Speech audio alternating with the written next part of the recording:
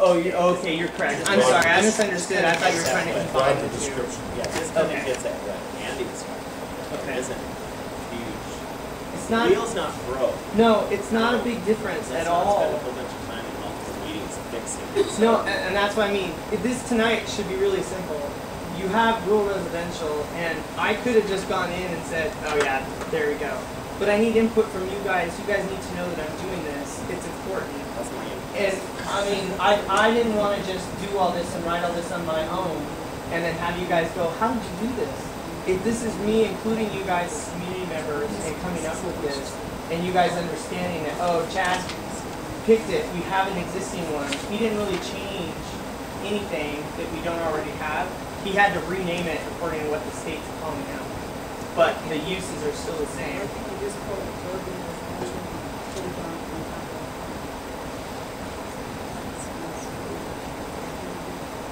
I'm not sure.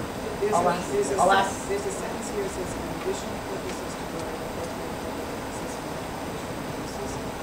What is the definition? Well, so like for shorelines that provide residential uses. Right now, Marine View Park is considered, it's actually a residential, it's an R zone. It's not open space, it's not a park.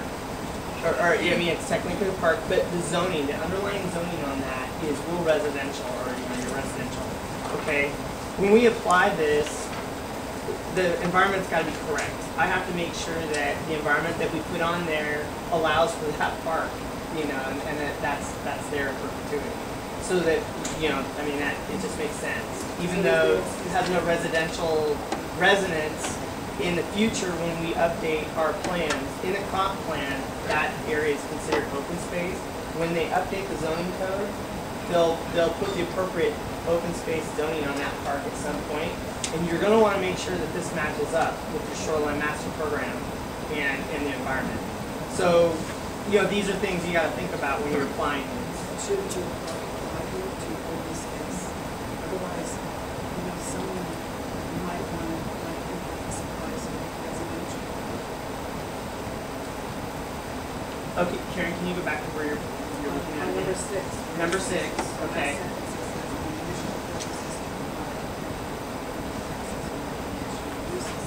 Right.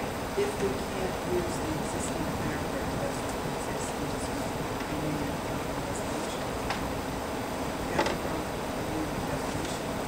So, we should clarify. I think on that one, okay, now I kind of know. So you got to remember, these came from the state. The state has, so another thing that they're looking at is public access and recreational use.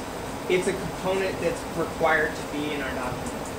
When they call this out, they're putting that in there as part of that. It's a requirement. It's required to be in that component. No, and you don't want it to, because you don't want it to be property specific, like each property has its own.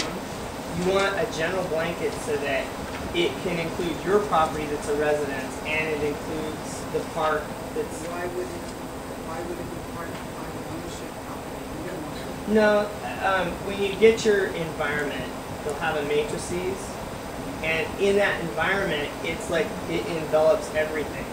So you've got your single-family use in that environment. You've got public open space. See, I've got to address the code. That's considered a recreational facility. But it's private. You've got Marine View Park. That's public, but they both have access to the shoreline. You know, they have boat ramps that I have to address. But it goes under the general designation for that whole segment that you've got your single-family residences right next door to that use.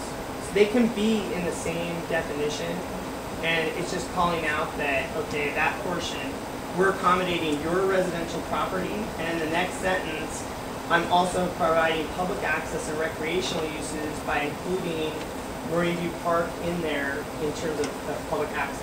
So, what Marine View Park? No, it would be implied by having that sentence like that. It's implied. Then when you go in and you insert your use table, which I'm trying to get to, that use table puts those specific uses in there.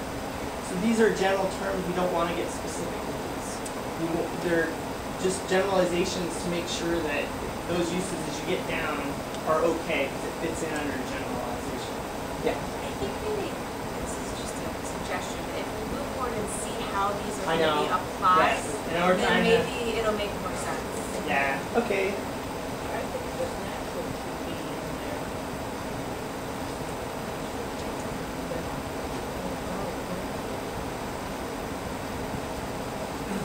Question for Pat, is it true that can't have an individual property designated for I don't think that This isn't zoning, so it seems to me if there's a real natural area that's on it, that can be designated. Yeah, I would say that that's true. Whether or not you want to do that. Yeah, just read the guidelines for the meeting, and there was even a comment that you could designate an area within a park, so long. So you have to designate my entire parcel if you want to get down to that level. And just to state the obvious, you don't have to be, it doesn't have to be one contiguous strip here. You could have a section of urban conservancy and a section of urban conservancy Yes. at the south end. Areas that we may not want to have through the development as part of the park. So,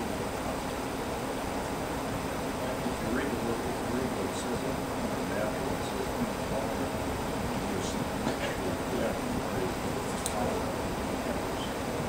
Most of the natural areas, you're going to find that out in the rural part of the county.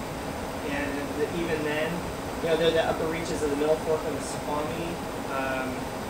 And it's pretty much, there are no roads to get in there. You can get in maybe by hiking trails.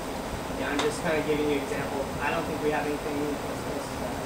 So. It's pretty rugged. Well, it's rugged. And then Yeah. our property, to Yeah. read all the Olympics, our property is so rugged, even as soon as it's rugged. You see that cascade? Oh, yeah. Very simple.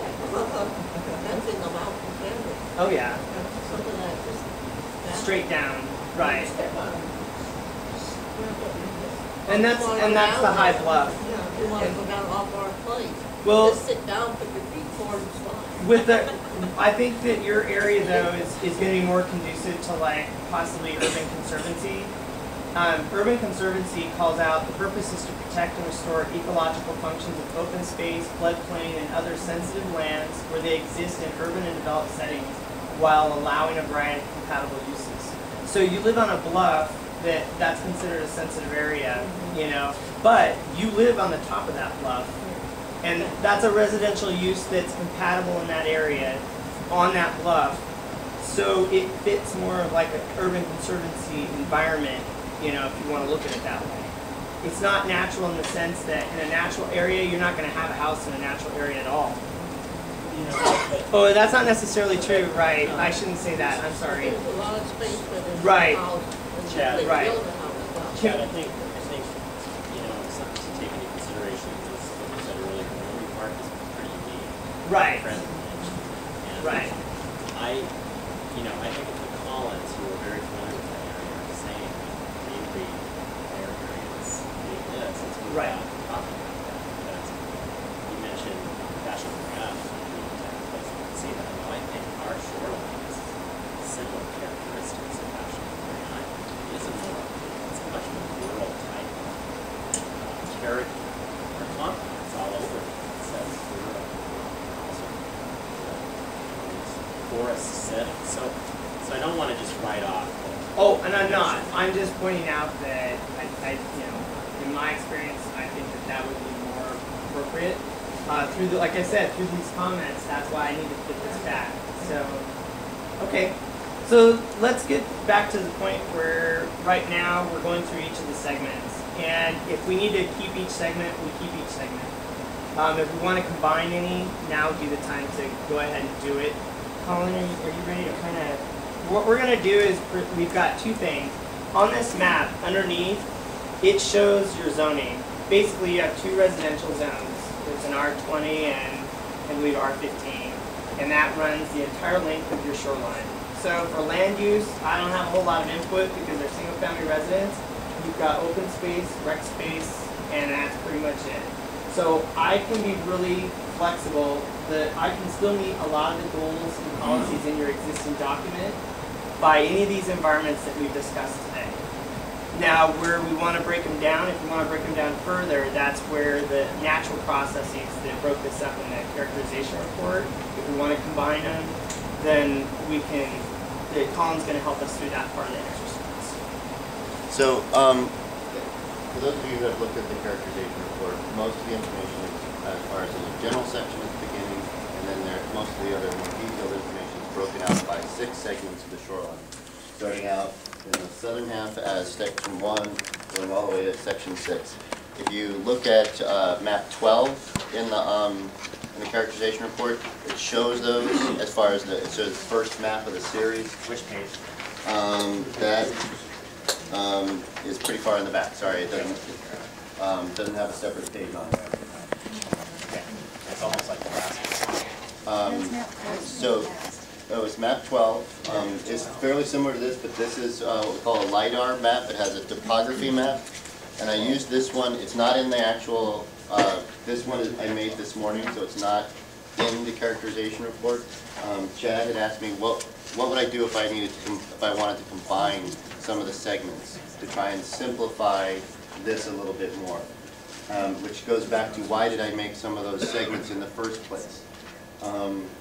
Section 1 is predominantly a section or segment because of the way the development pattern is there. You have houses at the toe of the slope, at the bottom of the bluff, and you have houses at the top.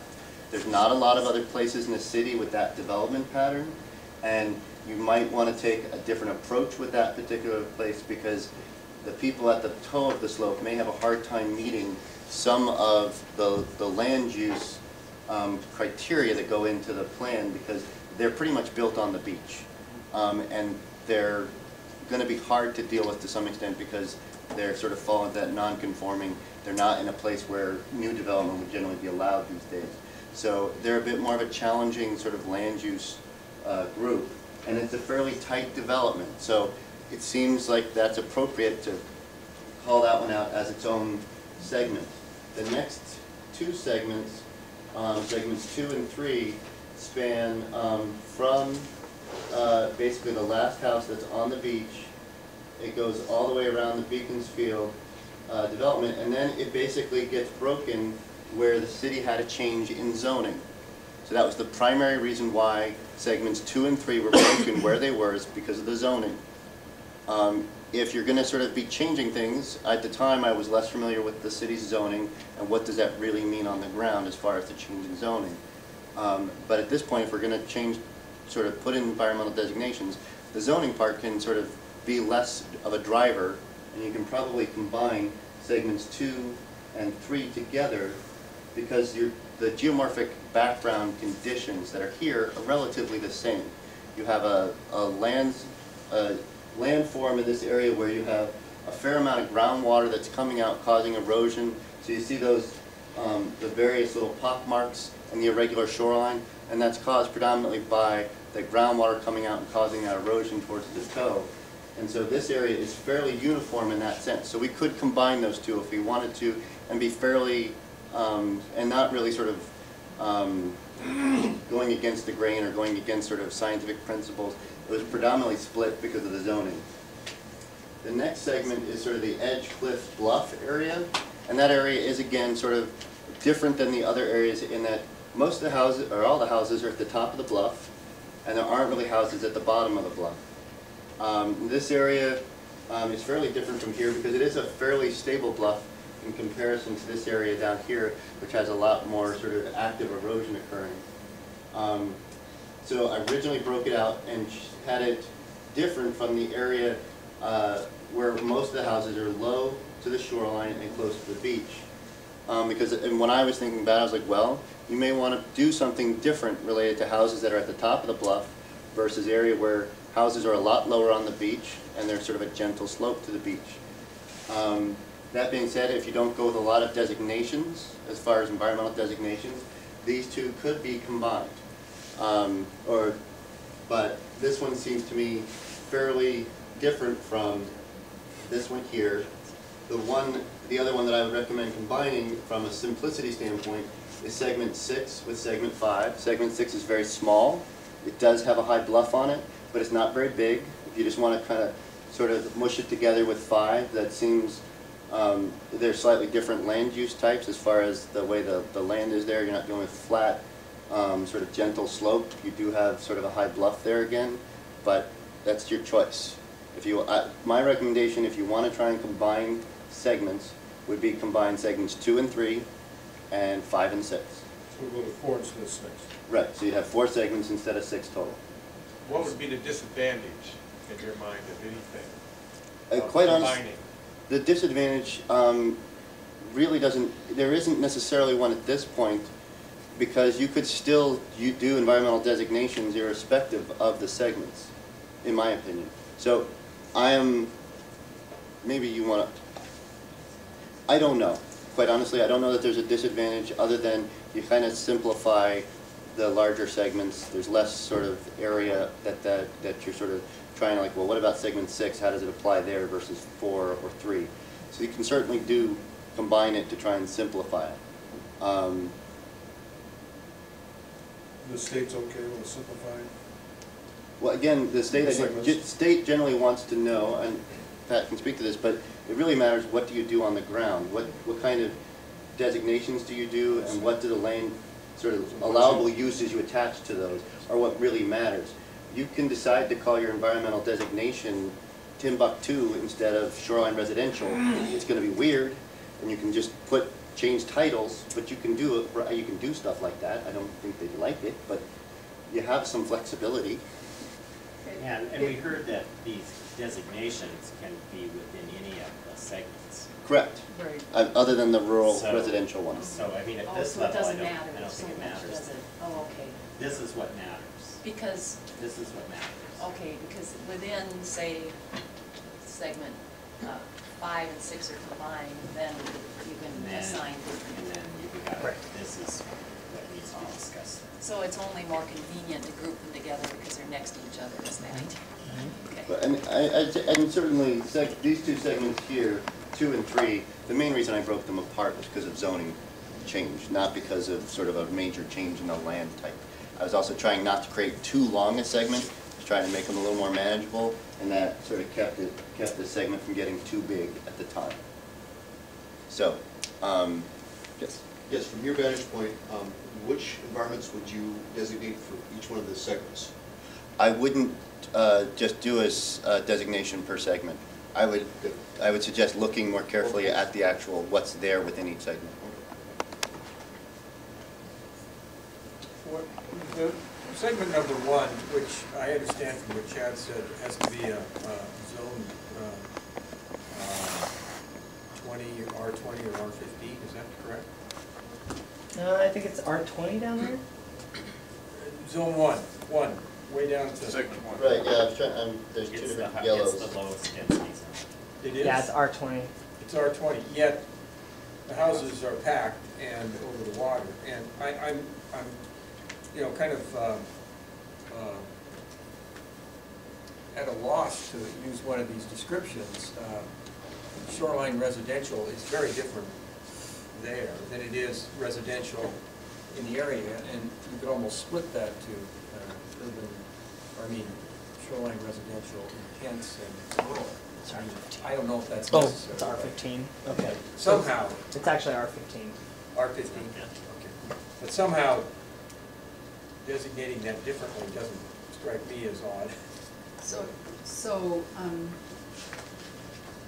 you're saying that because of its unique characteristics? The way it was built up, the way it has been built up, it has a uniqueness that is not similar to the rest of the Right. residential. I mean, you can. Well, you could, sorry.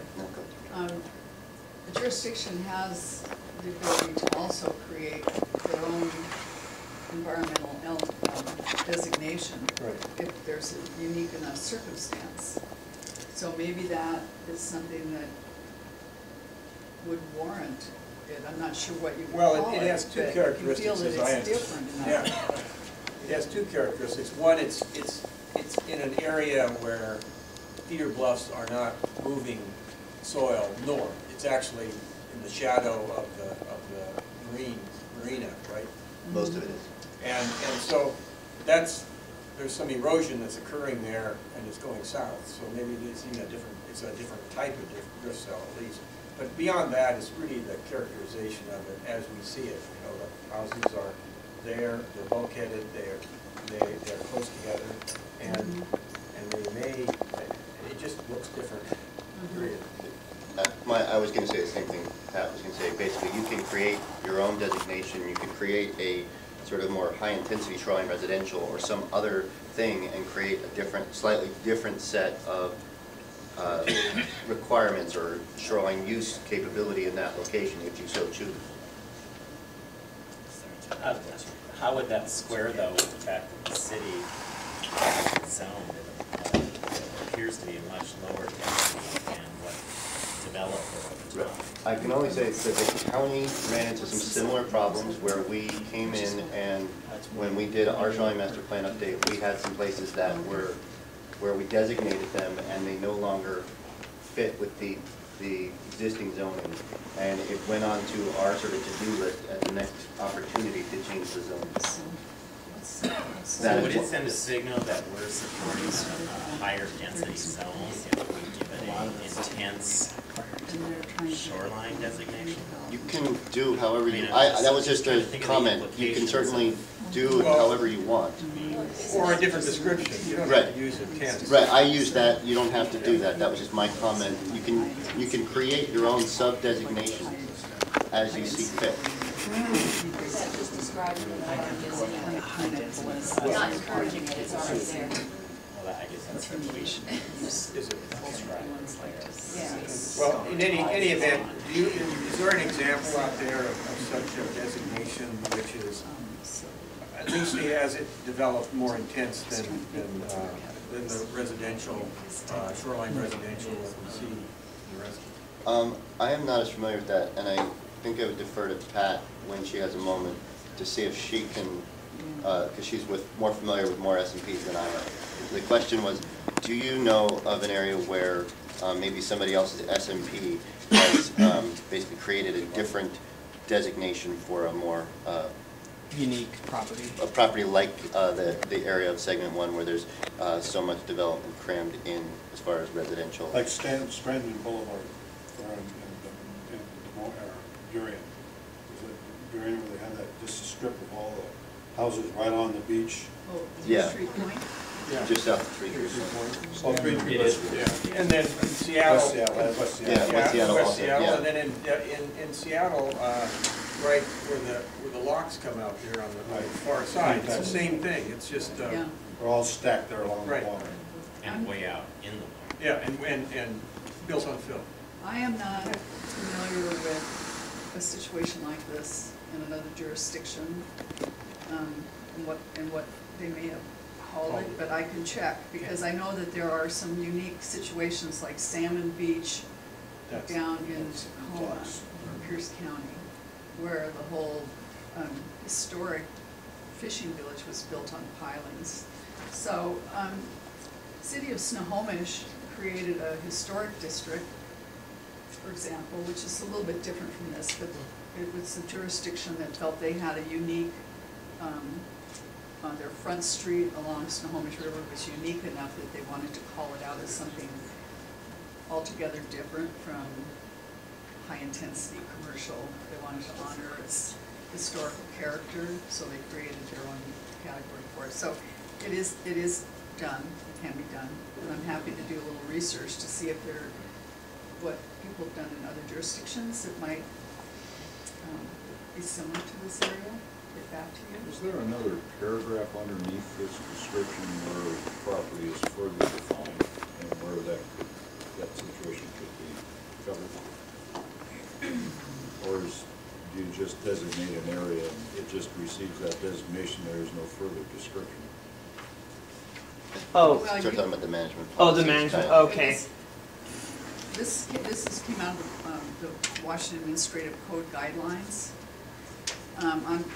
But I mean, in our shoreline management plan, if we designate Area 1 as shoreline residential, Is that all we would say in the shoreline plan, or can there be another paragraph there that defines that a little more Yeah, definitively? definitely.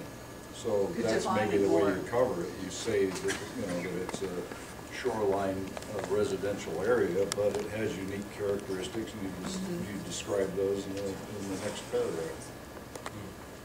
And call it good and move on. Now, the only problem with that one would be, what we would need to do is make sure that we call out in that paragraph that it's specific to segment 1 that was identified. Right. Because shoreline residential will probably be used, let's say, up on segments 4 and 5. Right. But that particular paragraph, you know, wouldn't be descriptive for 4 and Applies to 5. that area only. Right, and we could do that. Yeah. That's something I think we could, don't you, Pat? Yeah, in Talking fact, about I'm words encouraged to we use. describe the environments. The ones I've been working on actually go into some detail describing what's existing, what the habitat's like, what the development is, so they're Well, I think if we descriptive. used 5 and 6 on the entirety of Normandy Park like we're talking about, once you get into the specifics in the area, you can describe in more detail what exists there. So just to move things along then, could we say that segment 1 is shoreline residential 1? And then for some of the other area, the rest of the area where we think it's shoreline residential, it'd be shoreline residential 2. And the different And then characteristics. your tables and your use charts and everything can be organized by shoreline residential 1 and shoreline residential 2, and we'll work on a definition later. Yeah, you can do that. Does that work? Actually, So I guess the difference between your shoreline residential 1 is that there are bulkheads with houses on them, and there are houses above on hills, it's a hill. But then if you get to the area that's just south of the hill, you really have the same bulkheads with houses on them, it's just a huge hill. There's also, there's actually as well, most of the houses in segment 1 are not just at the toe, they're actually built on what was the beach. They actually filled the beach, put the house on top, versus most of segment 5, they're built back off the beach. So as an example, if we eventually talk about, say, climate change and sea level rise, those houses in segment 1 are the ones that are likely to take the biggest beating from any kind of sea level rise that we experience. If you don't want to get into the science and all that other fun stuff about that, there is different levels of sea level rise occurring right now in Puget Sound for a variety of reasons, irrespective of global issues. And it's happening is because we have tectonic issues, and so parts of Puget Sound are rising, parts are falling. We're in sort of a fairly static area in central Puget Sound. But if we do start getting more sea level rise, that segment's going to be the area that has the biggest problems soonest, as an example. And so maybe something we want to try and figure out how to address.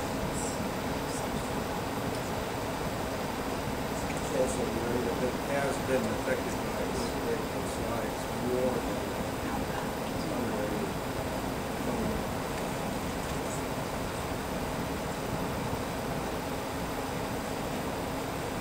Doug, I think that's a good idea to do it that way. It's just grab a decision there. We can talk about areas to the Okay, so your whole group thinks we'll move on from segment 1 if the rest of the group kind of agrees. Do we hear anybody that really doesn't like it or doesn't understand it? Okay. Okay, so let's go. Just to clarify, Okay. Doug, could you just name the beaches that are the I propose shoreline residential 1 for segment. And it's shoreline, now we gotta move. Shoreline 2 is. Shoreline 2 would be wherever Maybe else you segment would find 5. shoreline residential. Page 4. Which is quite a bit. Right. So we're all pretty much in agreement on segment 1 then. And what we'll do is if there's other ideas going to come up, go ahead and put them in your comments. What we'll do is we'll move on to segment 2 now. That includes the large section, that's the Beaconsfield properties. That's your Marine View Park, and that's the Collinses. That's their area. So that probably has conservancy at least. So if you guys recommend looking at map 17 as a starting point, provide a little bit of background. Map 17 shows some of the actual current land uses there, so there are still some vacant properties in that segment, as well as properties that have houses on them. Just from the Cook residence, is that part of segment 2, or is that? It is part of segment 2. It is part of segment 2. That's that really wooded Section just south of Greenview Park. south.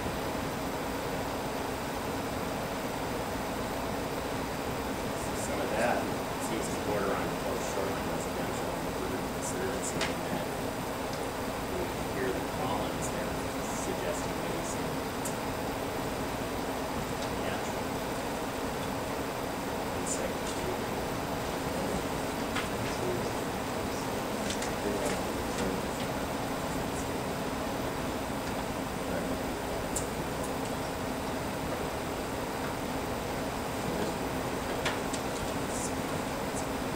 Question. So, if the Cook property is in segment 2, they had a few years ago big problems with a lot of washout during some storms we had 4 or 5 years ago. Should that area or that property be designated differently than the properties to the north of that park and segment north? Is it possible to do that, call that residence in the park with it? It extends a bit to the north, not down far. Can that be shoreline residential in some way, other parts of that segment are urban conservancy or that break it out? What would be the benefit of doing urban conservancy doesn't offer residential development, so I'm not sure of the problems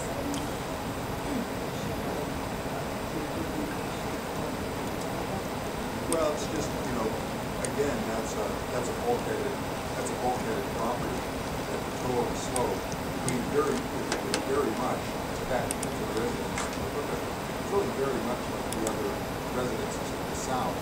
There's a big section of sort of unbuilt upon beach in most of the So But this the Cook picture, residence itself is very similar. Right. so the last house in segment 1 is right there, and then here's the Cook property here. Right. But the Cook property actually shares a lot of features Right.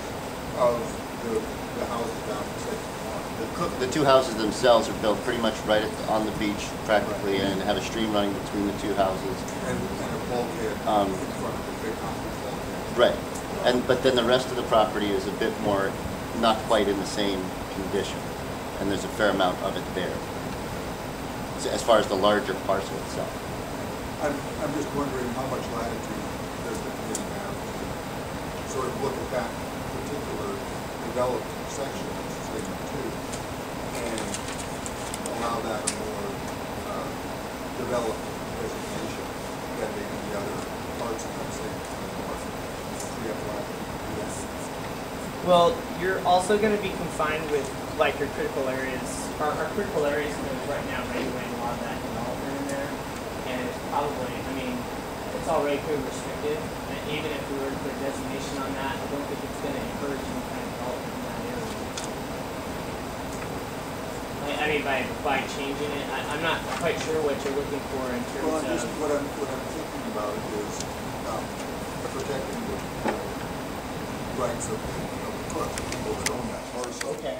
Because if they need to, for instance, a big section of their property was protected at one time by a piling bulkhead, which has deteriorated to the point that they had a lot of washout behind it. But they may need to protect that with some kind of a bulkhead, which they would have to put in to keep further erosion from actually getting into the residence itself. Okay, I gotcha. So, And so how to address that? So how to address that Right. is going to be in our use table, and when we start talking about our bulkheads, That's where our uses are gonna be. So on that particular one, we know the cookhouse is in there. We wanna make sure that we identify that, maybe that particular, whatever they're protecting their house with, that we include that. Maybe we But ought to- how we designate will directly affect Right. how it's seen on the table, right? I mean, these are all interrelated. The table will break down how things are treated based on how they're categorized, is that Right. right? Right. Okay. So, yeah, okay. So you're wanting that section to be shoreline residential as opposed to like urban conservancy, Well, because it is. it would make sense to me. Yeah. You know, I mean, it has features which are really very much like segment one. Yeah. Yeah, that makes sense. So I guess I'm not sure, I don't think we covered what the purpose of these 5 or these 6 designations are. Well, the There urban- must be some guidelines as to how to use these. Is it based on the topography of the area? Or how have other So, areas used? we have an exercise that I included in the group for when we got to the actual designation part of this exercise. Right now, we were supposed to just be looking at combining the segments if possible. And I think in that exercise, there's a chart. It's like a flow chart. It's got basic criteria that you follow down. Is this property waterward or the ordinary high watermark? Yes. Follow it over. Aquatic is something that you would basically be looking at. If not, go down to the next set. Do your property exhibit these kind of items? Follow it down until you hit the correct one. That's just a guideline for you guys. If you guys wanted to pull that out right now, you could look at it, and we just go through as we do each segment, we do the designation at the same time, because that's kind of what we're doing. So we might as well just go ahead and look at that as well. It'll help. It'll help with the questions like what you just had. It'll give you a little bit more guidance. What page is that on? That's on the exercise that was in your mail-out packet.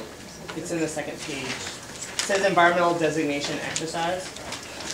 So on that Oh, I note, see. Okay. to follow up on Andrew's question, urban conservancy can still have residential. Right, and it Because does. it seems to me that the reason why segment 1 is so dramatically different is it is very different than that. There are homes there and there's homes right on the water, but it's a high bluff that has direct, connections in a lot of the area to Puget Sound versus segment 1. So wouldn't it make sense to potentially have the urban conservancy, then the tables though will make it clear that you can have residentials in there, like it says Right. for Right. compatible uses can Right. still be Right. residential. I think it would be covered very well with urban conservancy. That's my opinion. I understand what you're saying about trying to call it out, protect the rights to rebuild the bulkhead or whatever, but I think that would still occur. Well, I know it would still occur in urban conservancy depending on how you put your use charts together in the master program.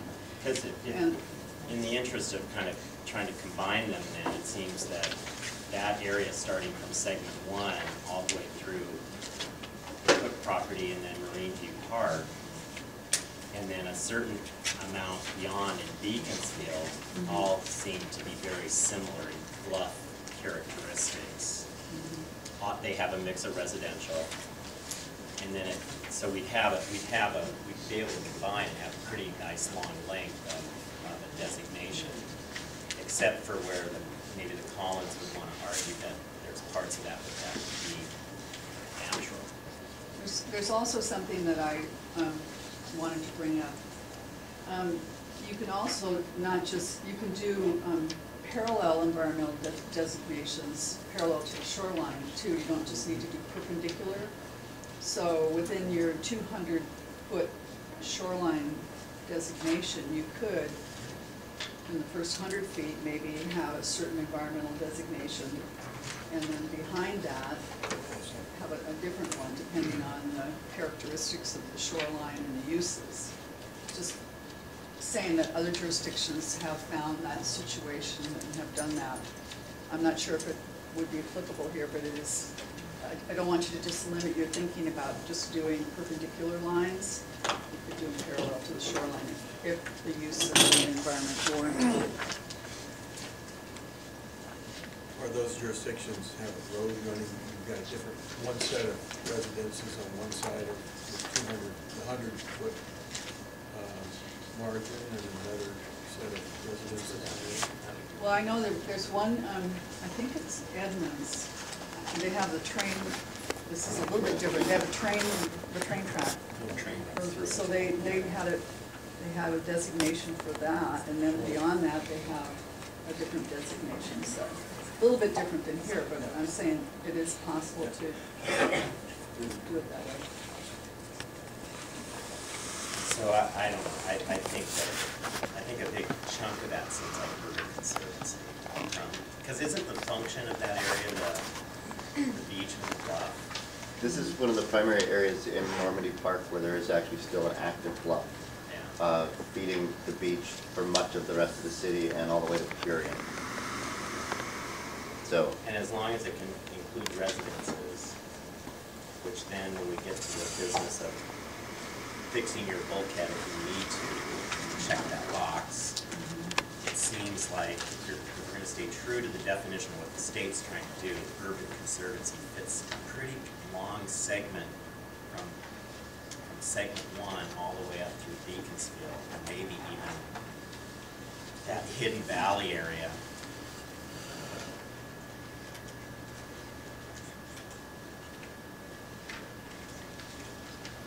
That's just getting into Beaconsfield. So that's just the end of Beaconsfield. And I'm not entirely sure, Doug, where Hidden Valley ends or begins. Is that with Corliss property or before it? Hidden Valley is the Corliss. Okay. So, there we go. That's the Hidden Corliss Valley. property. Okay. That's right up here. So it's just the very bottom portion of segment 3 then is what you're talking about, Doug? Corliss is actually, it looks like he's in segment 3. Oh, okay. Yeah. So, yes, I guess I. And segment 3. But that was the zoning, you only broke that out because of the zoning. Right, correct, and that's right. And so going back to Corliss is one of the biggest lots in the city. So going back to the base map, it pretty much, the segment ends, segment 3, I believe, ends right at the end of the Foss property, I think. That's the Foss property. Yes, that is. See now, so right to there, that's a break where you got the arrow. So you're suggesting combining segments 2 and 3 Up to. As a single designation. as a single designation? Yeah. Okay. Where Colin put the arrow up to Does that. anybody else have some input on that for that area? Or any ideas on Everything's the same except for the wetlands on the Corliss property? Everything Okay. else is the same. Okay. High bluff being behind it. So actually, the segment runs a little bit beyond that point. I didn't think that, it ends right here at the end of that house. So that's the end of what's currently segment 3. And then you pretty much start moving up to the high bluff, where most of the houses are on the top of Edgewood. So for everybody, I'm kind of going to recap for segment 2 is that we're looking at combining segments 2 and 3 together, and we're looking at right now using the Urban Conservancy designation and also taking a look at the natural designation by request of the Collins sisters. Does that sound appropriate from everything we've heard today? Everyone's okay with that? We're talking mainly about the beach area, not up above. Okay. There's cultivation up above, there's houses up above, but down But in the below beach it's area. natural. Okay. Yeah, I'm saying, if you're concerned, I think your house is well above the 200-foot mark of the shoreline jurisdiction, if I'm not mistaken. Yeah, Probably yeah. should double check that, but I believe your house is fairly far away from the actual 200-foot zone. Yeah. So is that 200 feet measured horizontally, vertically, or what? We set back about 200 feet from the point, what we call the point on our property. The edge of the bank. It's measured From the air. horizontally. According to the map, you're hundreds of feet away from outside the shoreline jurisdiction, your house. Yes. So none of these designations would apply to the house. It would the part where your property goes down to the beach. Okay, Where, so where you think it's natural. Yeah, it's very natural. so what we're gonna do is go ahead and move on to segment 4, and then again, any comments and stuff, go ahead and write them down, make notes. If you have questions, you guys can contact me. So on segment 4, What we're looking at right there is segment 3 still? Yes, at the right, end we're of gonna move segment it. That's the Corliss property there. Does that No, go that's through not- where? Oh, he moved it? I Oh, moved it. okay, sorry. Okay, so that is 3 still? That's the end of 3, right where the arrow is right now, that is the end of segment 3. Is When that that property, is that where they have the plane hangar? No. Is That was more down south of the Corals.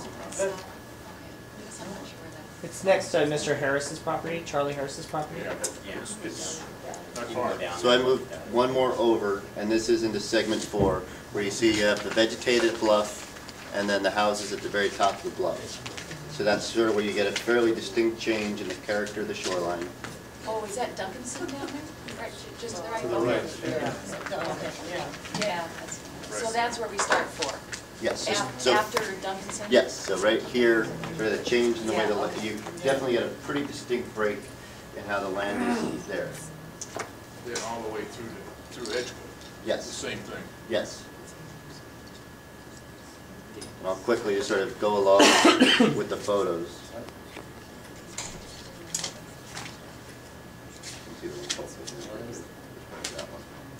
So then it tapers down to right about here, I believe it is where the end of segment 4 is.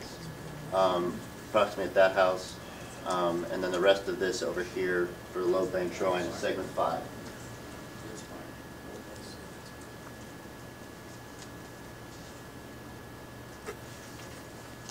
So,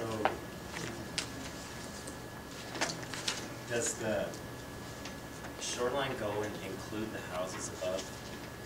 What I would say is the mapping that was done, and so if you were to look at map 27, which is sort of the map that shows parcel line and has the rough segment of where the shoreline jurisdiction is, you could clearly see the shoreline jurisdiction in this case is off a bit because of the GIS files that were used to generate this from the state, not ecology, but Department of Fish and Wildlife. It's off a little bit is where ordinary high water mark is, and in this case, it's clearly a bit towards the water, so it's off, I'm guessing a good 100 feet at least, waterward. And so probably if you extended it inland 100 feet, you'd be getting most of those houses at the top of the bluff. So, so now my thinking's changing. Maybe there needs to be an urban residential 3 where you have bluff top. You're talking about shoreline, shoreline residential 3. Shoreline Okay. residential. Okay. Don't get through this. 3. And then 3 would be bluff. No houses at bottom, bluff, houses above. On that segment, do we have anything down below at all? That's what Pat was saying, you can have one designation for the tree, the natural. Right. And then the residential is top. There are no That's what you houses, were talking There's no about. houses? but the one thing is this larger bulkhead that sort of extends a bit far out, but Okay. I think there might be a small like boathouse type structure on maybe. Okay. I'm trying to remember, I thought I had seen something there before, maybe it was just a kayak. Grandfathered in anyway. Yeah, It's it's, just right, a he series. was, he was Yeah. asking what was there, that's It's all. just a There's series a of little bulkheads. shed, I Okay. seem to I remember. just, there was, I swear there was some kind of shed or something I But it's saw not down big there. enough to be a boat shed, Okay, I in my could, memory. okay. It's a pretty deteriorating show. So for everybody, I mean, along this one, everybody would maybe agree to another shoreline residential segment. We're looking at a shoreline residential segment 3. And then make a qualifying statement as to why this designation, we're gonna pull out that. Does that sound reasonable for everybody, or? I like Pat's idea of having things parallel to the Parallel? water. Yeah. Okay. If we're doing this perpendicular, we're gonna end up with 14 different residential zones, whereas. Well, no, it's not residential Well, zone, okay, but designation Right. areas, okay. So, you've got the aquatic, and then you've got the beach area and that steep slope, which is very prone to erosion. Right, And it's not very stable, so you really probably don't want development there. okay. And then you get up to the top. So if you go parallel to the shoreline as opposed to perpendicular, I think you can put them into into more consistent zones. So, the one thing I would, as much as this area, it looks fairly good from the standpoint that it's vegetated, much of it is bulkheaded. And so as an example, it wouldn't fit too well in a natural designation because of the bulkheading that's at the toe. You also want to be careful about sort of the land use restrictions, or whatever you want to call them, that you put on somebody there, because they are on a top, sitting on top of a bluff. And most likely, most of the landowners are going to want to be able to work on their bulkhead, and or you may have people who need to come to the city in some fashion in that area if there's significant erosion. So I'm just more of a caution, just think about what you want and how you want people to be able to live But there. again, you could, I think Richard has a point, and Bill, that in this area, you could think of the split horizontally versus You can, I'm not saying, I just said just, Yeah, but that's gonna